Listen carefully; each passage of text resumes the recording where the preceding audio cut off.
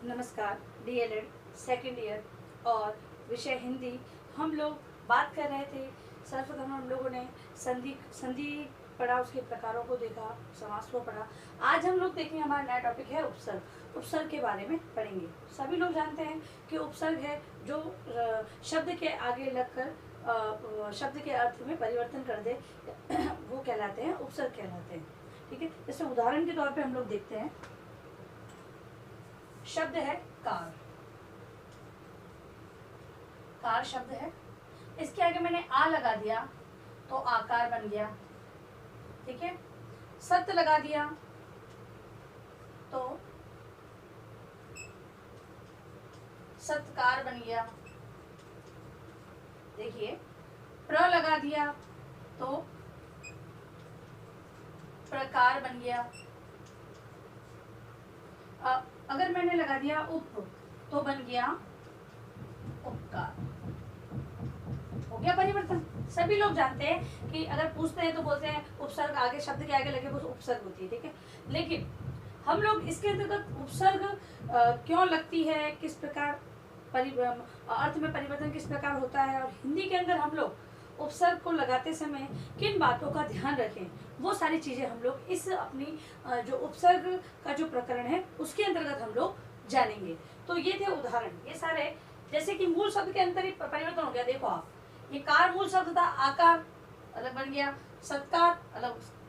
मूल शब्द तो कार वही है, लेकिन प्रत्यय लगने पर इसके अर्थ में ही परिवर्तन हो गया।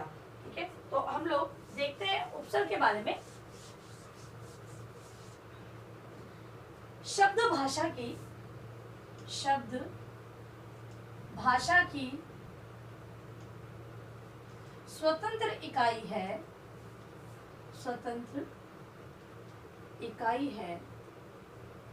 इकाई है वाक्य निर्माण में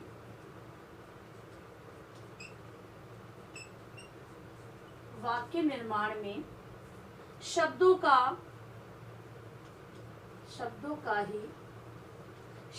ही महत्व होता है। लेकिन शब्दों की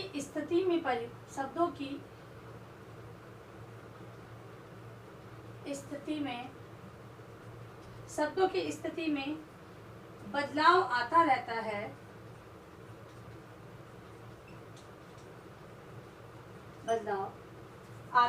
है और शब्द में यह बदलाव उपसर्ग और प्रत्यय के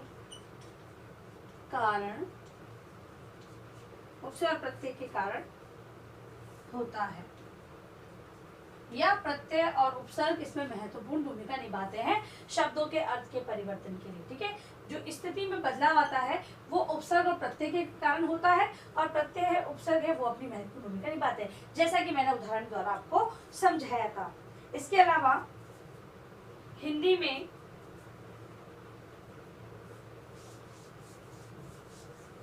हिंदी भाषा में जो उपसर्ग की बात हम लोग कर रहे हैं, बदलाव तो दोनों के अंतर्गत आता है। जब प्रत्यय लगती है तब भी बदलाव आता है, और उपसर्ग लगती है तब भी बदलाव आता है। लेकिन यहाँ पर हम चर्चा उपसर्ग की कर रहे हैं, तो उपसर्ग हिंदी में कुछ शब्द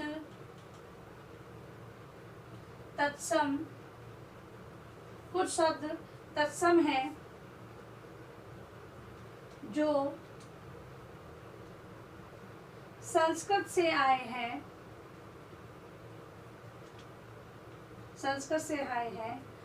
कुछ शब्द तद्भव हैं। तद्भव शब्द कौन से होते हैं? जो संस्कृत का परिवर्तित रूप है, हिंदी में प्रयोग में लिया जा रहा है। ठीक है, तो तद्भव शब्द कुछ शब्द तद्भव है जो संस्कृत शब्दों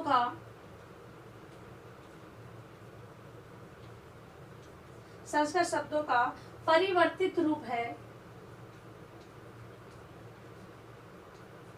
संस्कृत शब्दों का परिवर्तित रूप है। कुछ शब्द देशज है,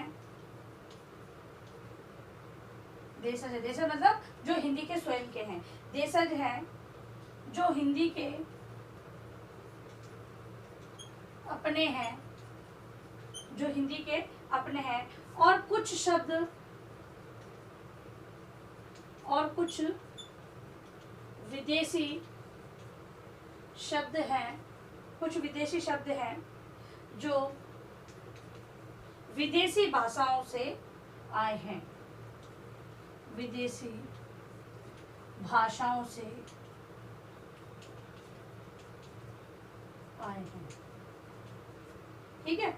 अब उपसर्ग, जैसे कि अब हम लोगों को यहाँ पर ध्यान क्या रखना है कि जो तत्सम शब्द है उनमें तत्सम ही उपसर्गों को लगाना है, तद्भव है उसमें तद्भव ही लगेगी, जो देशज है उनमें देशज, और जो विदेशी शब्द है उनमें विदेशी उपसर्गों का उपसर्ग लगाए जाते हैं। अगर इस बात का ध्यान नहीं दिया जाता है तो शब्द है उसके अर्थ में परिवर्तन हो जाता है। जैसे कि मैंने उदाहरण में दिखाया कि आकार मूल शब्द था, इसमें अलग अलग उपसर्ग लगाने पर वो शब्द का अर्थ ही बदल गया। ठीक है, तो उसी प्रकार से अब हम देखेंगे उपसर्ग शब्दों के निर्माण में ध्यान रखने योग्य बातें।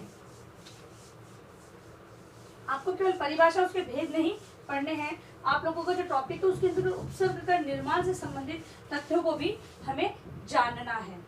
तो उपसर्ग निर्माण में ध्यान रखने योग्य बातें, उपसर्ग निर्माण में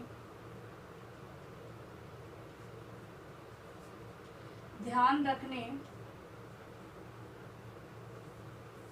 योग्य बातें, उपसर्ग निर्माण ध्यान रखने योग्य बातें। तो पहला आपको ये ध्यान रखना है, जिस तरह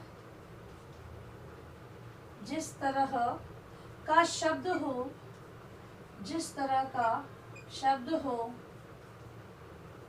उसी तरह का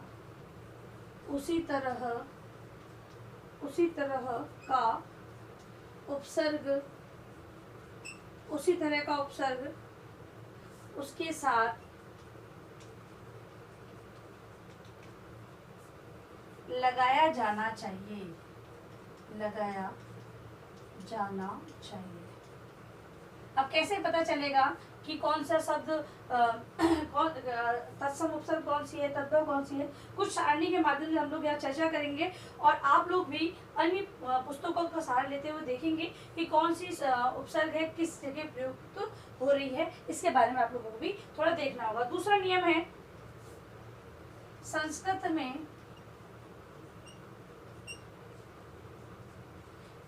निषेधवाची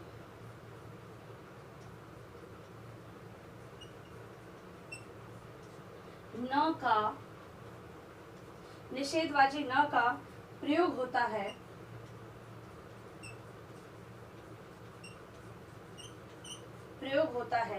जब हम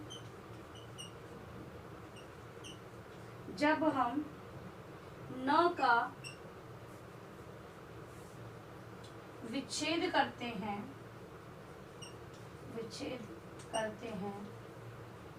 तो ये होता है ये इस प्रकार करते हैं तब ये होता है।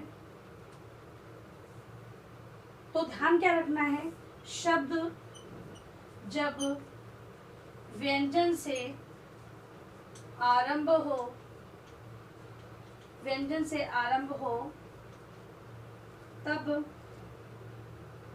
होता है तो निषेध अर्थ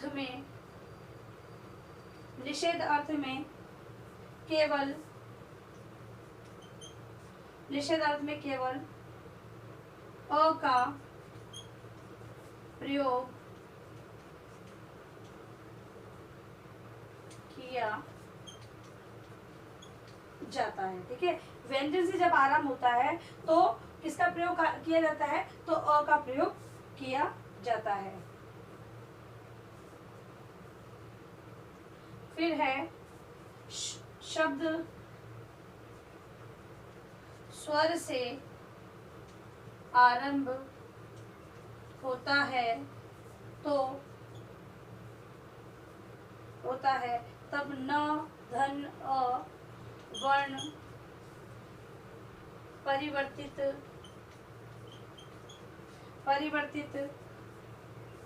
होता है। क्या बन जाता है? अन्न बन जाता है। क्या बन जाता है? अ और आधा न, अन्न बन जाता है। उदाहरण लिखेंगे, जैसे कि यहाँ पर तो हित का अहित, भाव का अभाव, ठीक है, ये सारे उदाहरण आ गए। भाव का अभाव। अब यहाँ पर आदर का अनादर, आदर का क्या बन गया? अनादर बन गया। फिर है आवश्यक का अनावश्यक, ये था दूसरा नियम। ठीक है, दूसरे नियम के अंदर ये बात की कि निषेधवाची न होता है। अब जब व्यंजन से आरंभ हो रहा है शब्द, व्यंजन से आरंभ हो रहा है मतलब कि यहाँ पर व्यंजन, जैसे ह क्या है? व्यंजन है, तो यहाँ पर अ आ जाएगा, अहित हो गया। ठीक है, ये अ था, अब अ क्या आ गया? यहाँ पे क्या आ गया? ह आ गया। अब ये भी भ है, ये भी व्यंजन है। ठीक है, और स्वर कहाँ पर है? स्वर की बात की जा रही है, तो यहाँ पे आवश्यक है तो आवश्यक का अनावश्यक, आदर है तो अनादर अन हो गया ना। तो ये सारी चीजें ध्यान रखनी है तुमको। ठीक है, तीसरा नियम,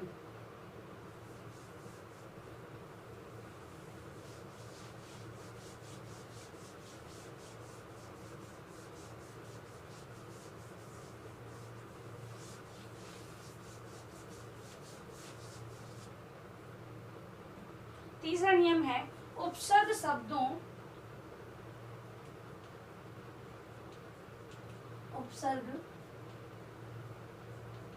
उपसर्ग शब्दों की व्याकरणिक कोटि, उपसर्ग शब्दों की व्याकरणिक कोटि में भी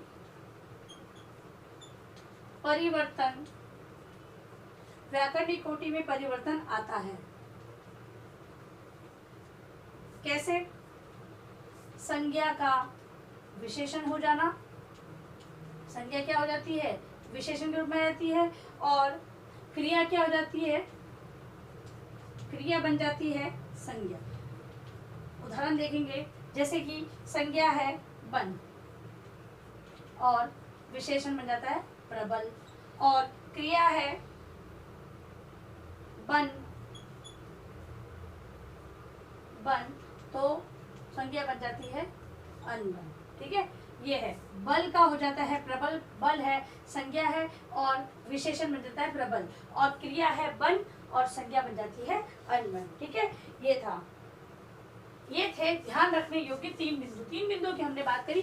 पहला समझो एक बार, पहला था, पहले में हमने बात करी जिस प्रकार का शब्द हो उसी प्रकार की, जो हमें तत्सम है तो तत्सम, तद्भव है तो तद्भव, देशी है तो देशज और विदेशी है तो विदेशी उपसर्गों का हमारा प्रयोग करना है। दूसरे नियम की हमने बात करी निषेधवाची जो न है उसका प्रयोग करते हुए ध्यान रखना है कि जब व्यंजन वर्ण आए तो वहां पर हमें अ का प्रयोग करना है, और जहां पर स्वर आए तो वहां पर हमें अन का प्रयोग करना है। ठीक है, ये तीनों नियमों का विशेष ध्यान रखें।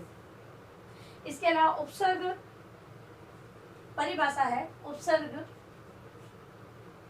भाषा के, उपसर्ग परिभाषा लिखें, भाषा के वे सार्थक और लघुतम खंड, सार्थक और लघुतम खंड हैं जो शब्द के आरंभ में लगकर, शब्द के आरंभ में लगकर नए शब्दों का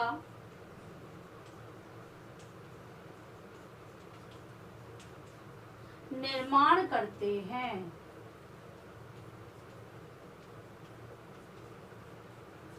नए शब्दों का निर्माण करते हैं। ठीक है, अब ये परिभाषा और ये आपने देखा जो महत्वपूर्ण बिंदु जो उपसर्ग लगाने से पहले हमें जानने होते हैं। अब आप अपना गृह कार्य प्रश्न लिखो।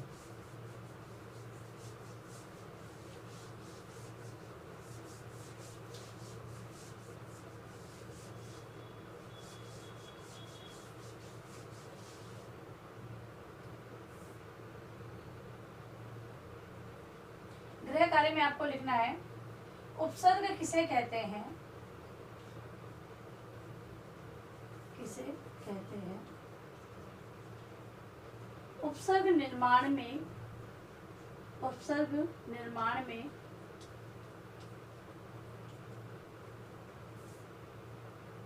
ध्यान रखने योग्य बिंदु को समझाइए। लघुतरात्मक प्रश्न का उत्तर आपका बनता है उपसर्ग किसे कहते हैं, उदाहरण सहित आपको बताना है और उस उपसर्ग के निर्माण में किन बिंदुओं को ध्यान में रखना होता है, इसकी चर्चा आपको अपने उत्तर के अंतर्गत करनी है। और अंत में आप लोगों से निवेदन है कि इस महामारी के दौर में आवश्यक कार्य होने पर ही घर से बाहर जाए और बाहर जाते हैं तो 3 बातों का विशेष ध्यान रखें। मास्क लगाएं, सोशल डिस्टेंस का पालन करें और हाथों को बार बार सैनिटाइज करते रहें। सुरक्षित रहे, सभी का ध्यान रखें। धन्यवाद।